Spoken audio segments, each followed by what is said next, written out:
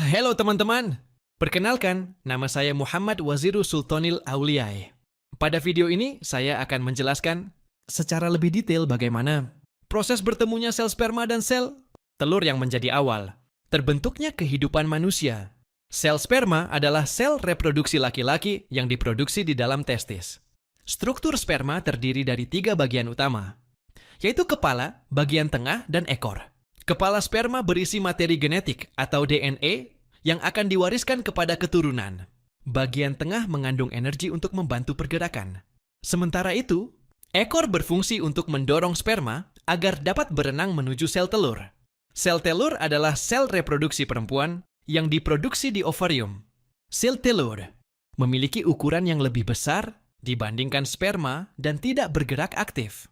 Sel telur dilindungi oleh lapisan luar yang berfungsi untuk menjaga dan memilih sperma yang dapat masuk. Di dalam sel telur juga terdapat DNA yang akan bergabung dengan DNA dari sperma. Ketika sperma masuk ke dalam tubuh perempuan, jumlahnya bisa mencapai jutaan. Mereka akan bergerak melalui serviks menuju rahim, lalu ke tuba Fallopi. Namun, perjalanan ini sangat sulit karena lingkungan yang tidak semuanya mendukung. Banyak sperma yang mati atau kehilangan arah, hanya sebagian kecil yang berhasil mencapai dekat sel telur.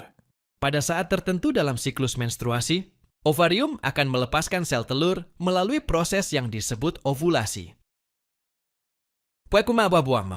Sel telur kemudian bergerak ke tuba Fallopi, yaitu tempat paling umum terjadinya pembuahan. Ketika satu sperma berhasil menembus lapisan pelindung sel telur, maka terjadilah fertilisasi atau pembuahan.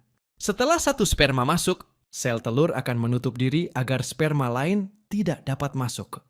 Inti sperma dan inti sel telur kemudian bergabung, membentuk satu sel baru yang disebut zigot.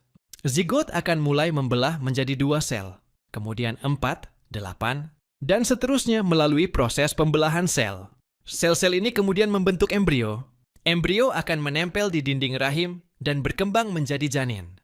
Jadi pertemuan sel, sperma, dan sel telur merupakan awal dari proses panjang terbentuknya manusia. Proses ini sangat kompleks, namun juga menakjubkan. Terima kasih sudah menonton.